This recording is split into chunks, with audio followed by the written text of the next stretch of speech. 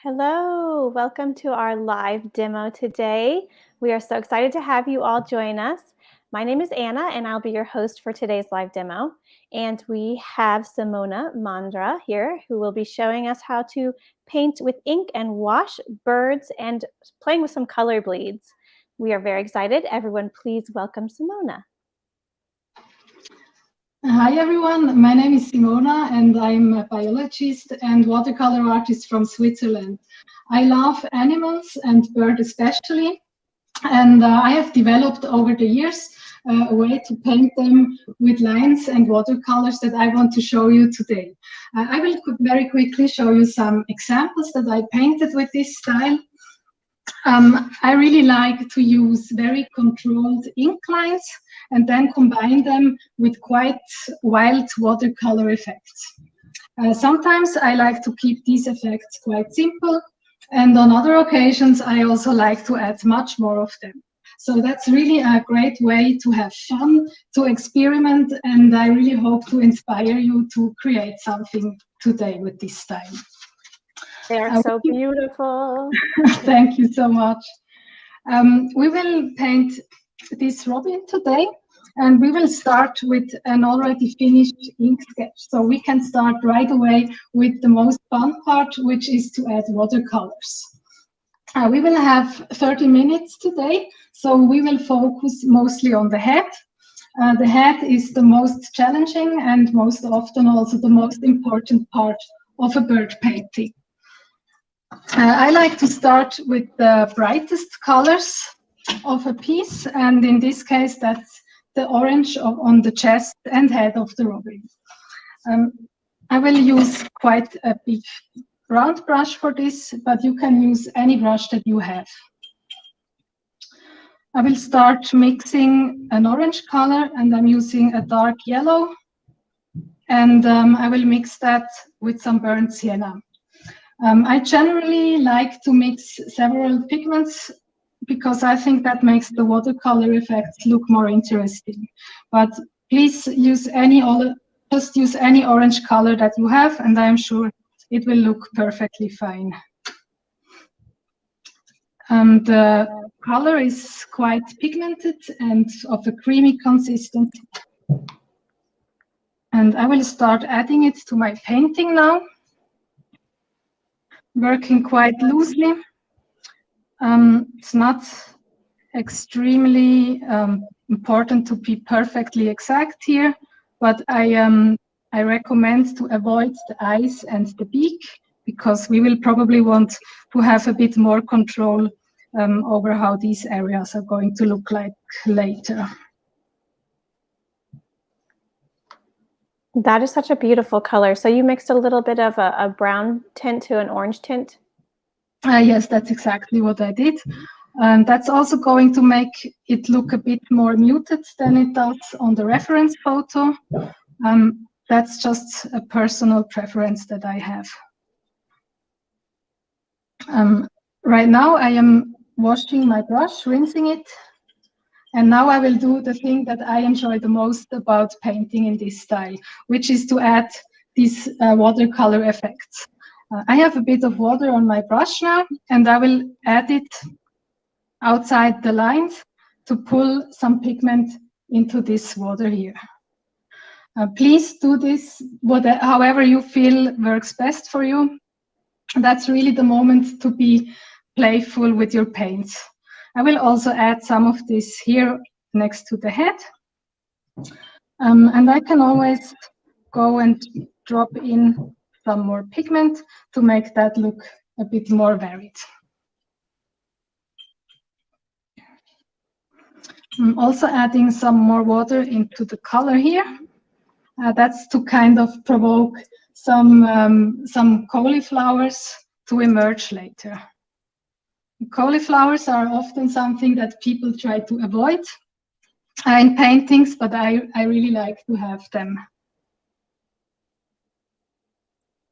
Like this.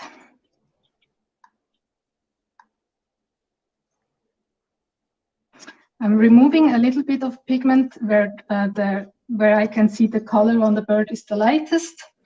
And right now I feel it's a good moment to just keep it as it is, let it dry, and then see what I want to do with it next. I'm going to mix the color for the head here next. And when we look at the reference photo, we can see that there are two different kinds of gray in this bird.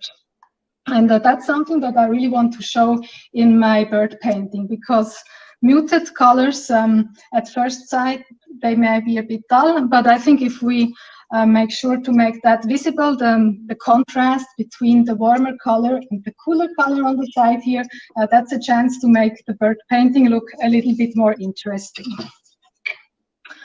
So first I will mix the warmer color, and I have color called Greenish Ombre on my palette that already looks quite similar to the color I can see on the photo. I'm going to mix it with a little bit of Payne's Gray and also a bit of burnt sienna. And now I'm going to make it a bit more watery than the previous mix. And I will add it where I can see it on the bird's head. I don't really mind that the orange isn't completely dry yet. There is a chance that they will mix a bit with each other, but I personally embrace when this happens. I think it is very cool to have like an element of uncontrollability in a painting. Yeah, absolutely. And I see are you just using the tip of your brush to fill in that area there? Yes, I have quite a large brush, but it has a very fine tip. The brush is part of the Etchr watercolor brush set, and it allows me to work quite controlled or also rather loose.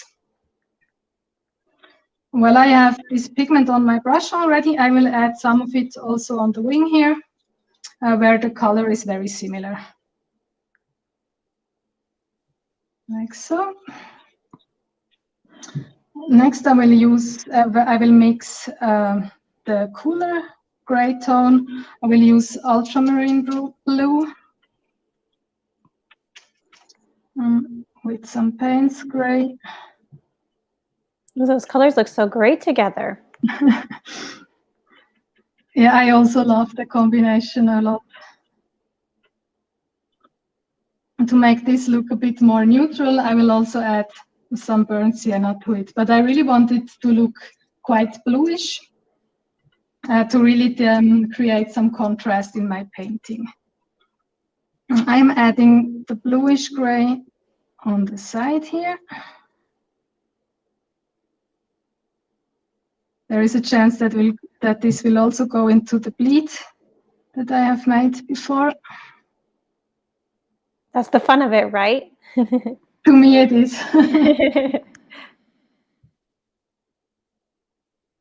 Okay, that looks good to me for the moment. I will next work on the beak and the eye, and I will switch to a smaller brush now, because here I want to work quite detailed, and I'm using a #1 brush for that. So you were using the larger brush until this point, and for the details, a smaller brush? That's right, yes. I'm pretty sure it would also work with a smaller brush for everything, but I personally like to switch it up. With the eye, one thing that we want to pay attention is to preserve the highlight here. I will add, for the moment, I will add the dark color just in the areas where I can see the darkest color here. So the eye on the left here is completely dark, and here we can see where there is the pupil of the eye, that's where there is the darkest color. So for this, I am mixing Payne's Gray with burnt sienna, which to me, that's the easiest way to create almost black color. And for now, I'm just adding quite a watery mix, but I am planning to darken that at a later stage. Like this.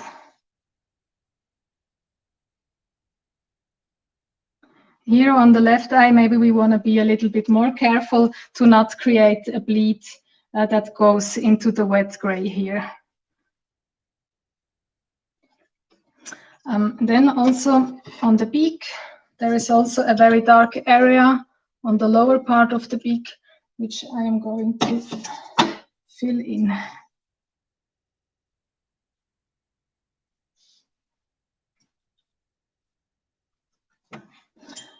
So we can already see now that the watercolor effects start to show up. This could depend quite a lot on the paper you use, what kind of effects that you can create. I personally use a very inexpensive, smooth mixed media paper. But I have also tried this with the Etchr sketchbook, the Etchr mixed media sketchbook, and that worked very well for this method. So you like a smoother paper for this type of painting? I personally prefer smooth paper, but I am sure that this would work well with textured paper as well, yes. A versatile technique. I love that. I hope. Another area that is looking quite dark on the beak is here where there is the nostril of the bird. So I think it's nice to add a little bit of definition here. My paintings, for a very long time, they always look like they are not, I always fear that they are not going to be nice. There is the ugly stage for a long time, but over the years, as I have done this very often, I have developed some confidence that in the end, this will look good. So one thing that I always do is to smoothen some of the edges here. Here I want to have a fine transition, so I'm re-wetting a little bit the watercolor here to make the transition smoother. That's also going to depend a little bit on the paper, whether or not that is an easy thing to do. So I think when you're trying to a new technique, it's always very paying off a lot to experiment a bit with different papers and see which one is working best for you.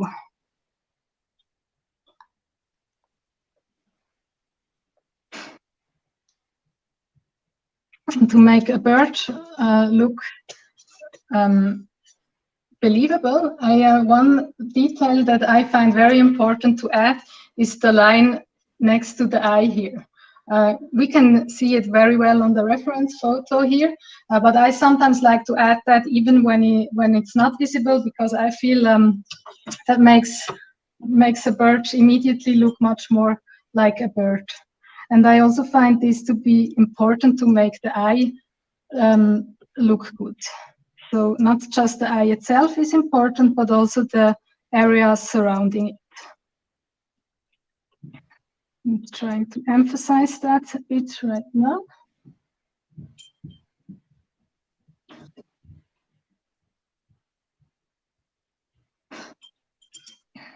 It already looks fantastic. I hope you all are enjoying the demo as well.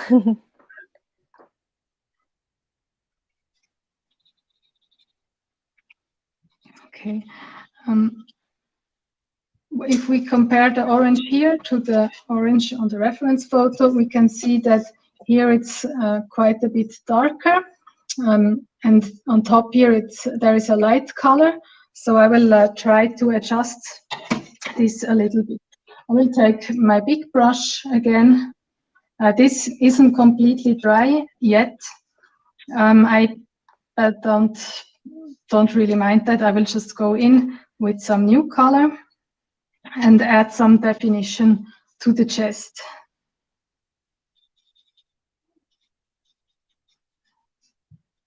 Now, if we want, we can also add some more bleeds.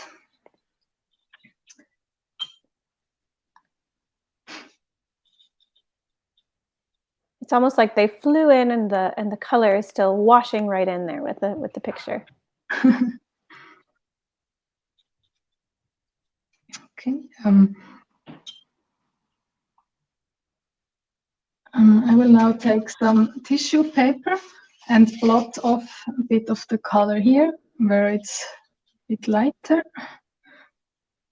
And when I started painting, I did this only to correct mistakes, but over time it started to become just a normal part of the painting process to make some areas lighter as I go. I'm introducing a new color now, which is this warm red here. It's a Geranium Red by Schminke. I'm mixing it with my orange first. I just want to have a subtle hint of a different pigment, and I'm adding this where I see some brighter orange on my reference photo.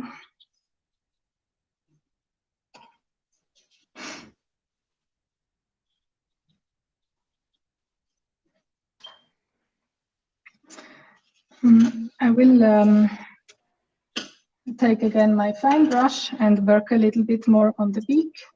I can clearly see that some areas here can be much darker still. So as the paint starts to dry, you can go back and look to add that darkness to it? You mean the darkness on the beak or on the chest? Yeah, on the beak. Yes, that area I didn't use a lot of water, so it was already pretty dry. And what I just did is just to add another layer of transparent paint on top of the one I already had. Very nice. And Simona, just so you know, we're about halfway through our demo. Okay, thanks for letting me know. Yeah, of course.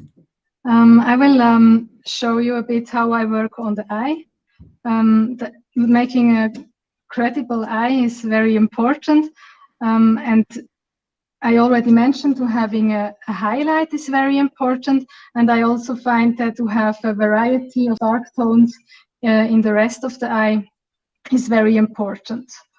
I usually don't copy the reference exactly.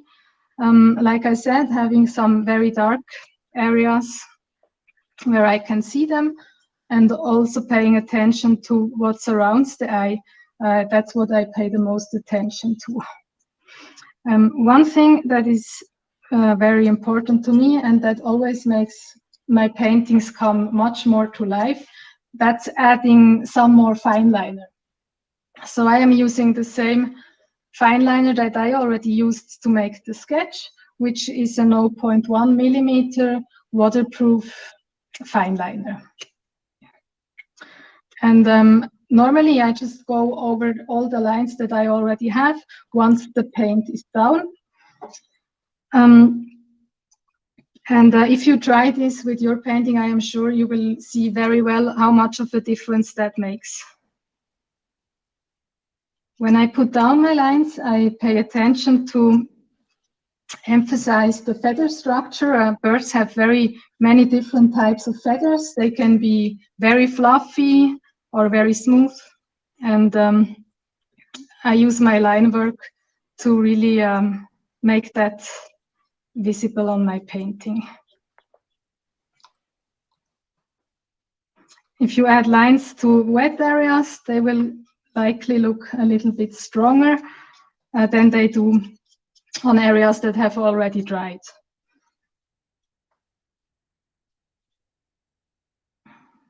Like this.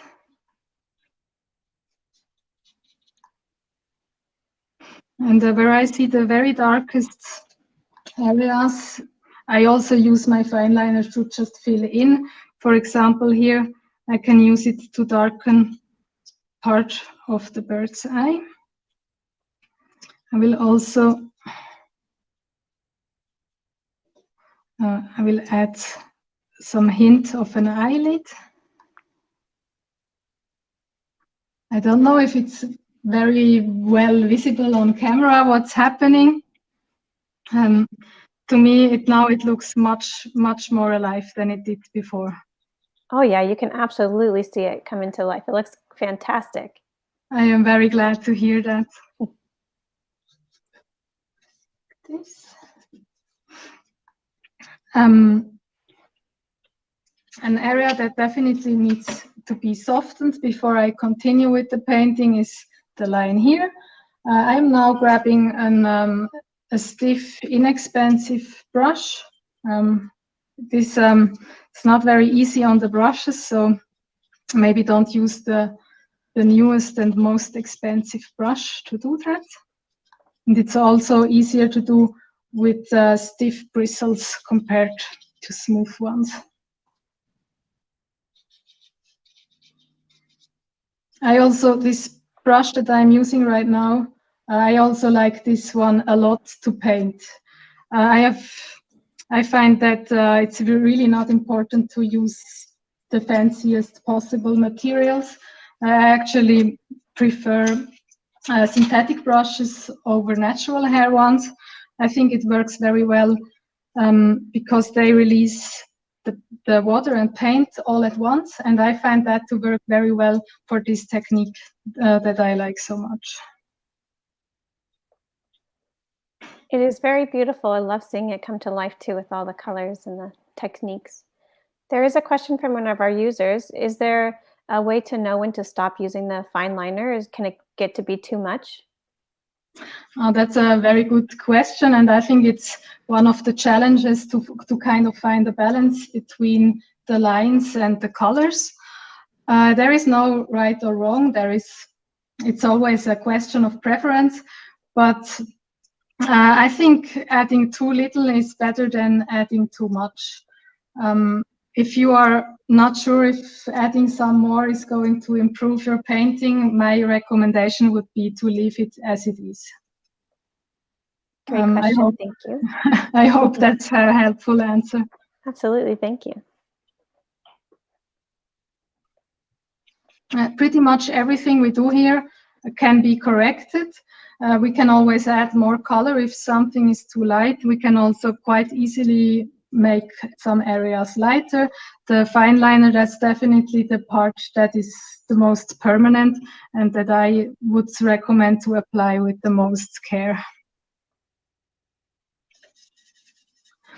We will work a little bit on the wing if we still have time. We can see that some of the feathers are very prominently visible, and I will add some dark colors to where I see these dark areas on the feathers. I'm just mixing together the two dark tones that I already have on my palette, and I will start adding some definition here.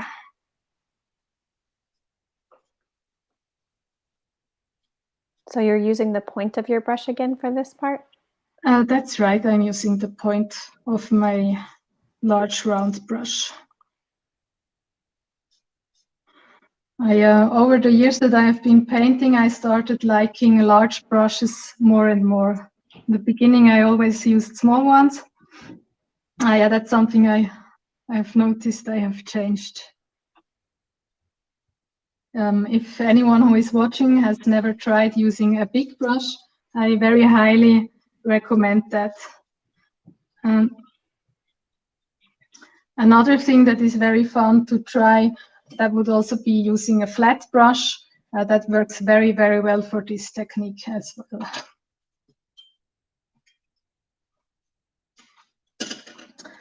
When I paint birds, I always find it very important to include the feet of the animal. And I have a color that I especially like to use to paint them, and that's potter's pink, which is a very subtle pink color. It's also softly granulating, and it's very good to mix in with some other colors if you want to make them look more interesting. So, it is very subtle. It's a beautiful pink. I bought it just because I felt like buying a new color, but it very quickly became a favorite.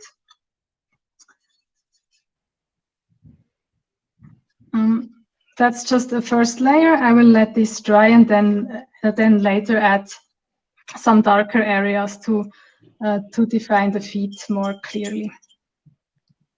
One thing that I also want to talk about is the branch.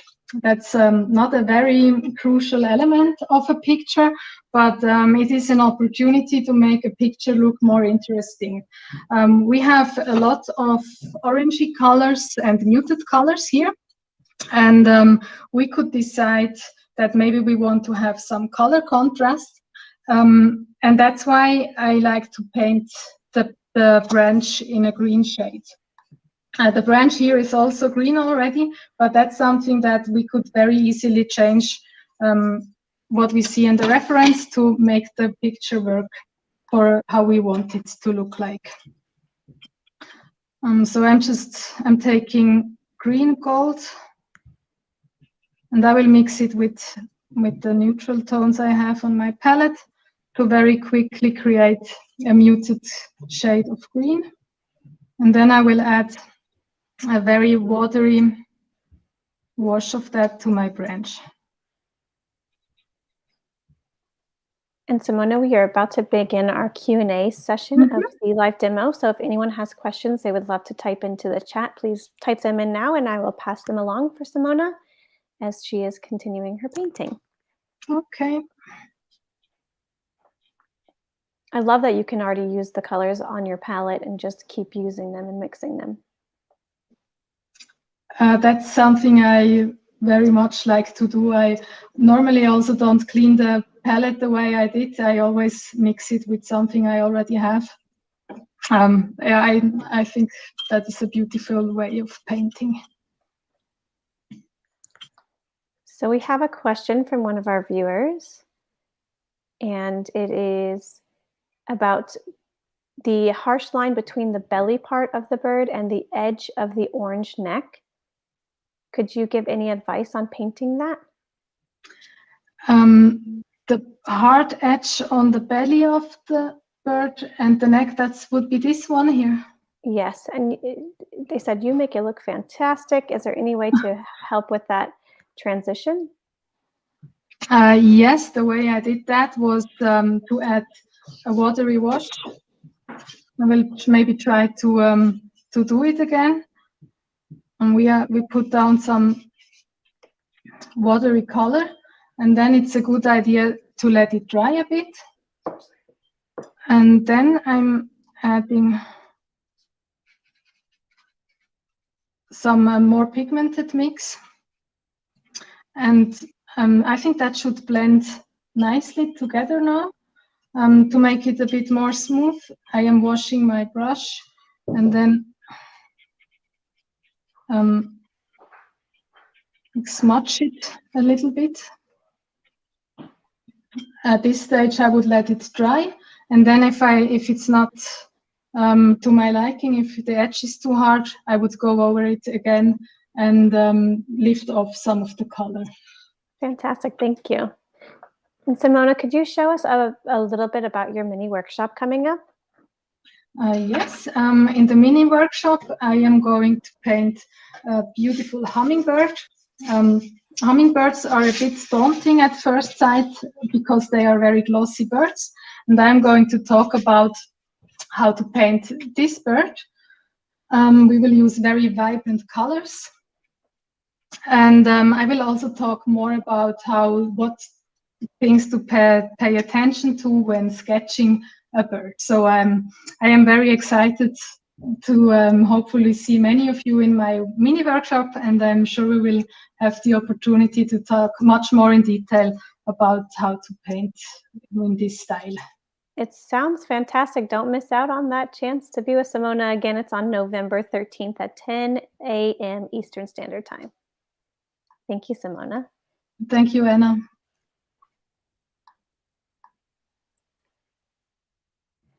All righty. If there's any more questions, please type them into the chat.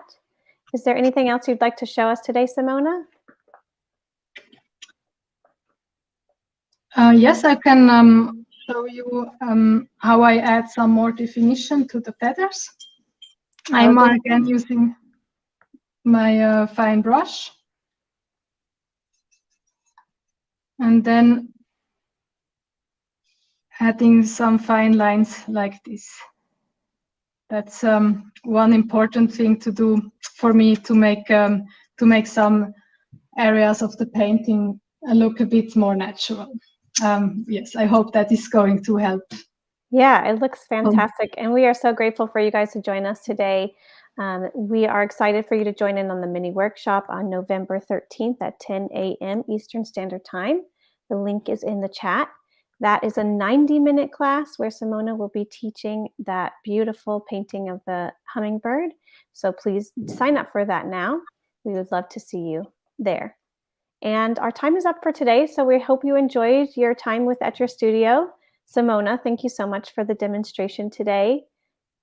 Don't forget about the mini workshop, sign up, and I'm also just posting a link to our live demo survey. We love to hear from you guys and see what we can improve on or how you enjoyed your experience today.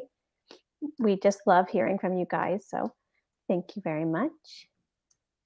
And the last question we want to leave you with today is, will you try this fun bleed technique on your own? Let us know in the comments or in the section under the video. We'd love to hear if you're going to try this again at home. Simona, is there anything you'd like to finish us up with, say, today?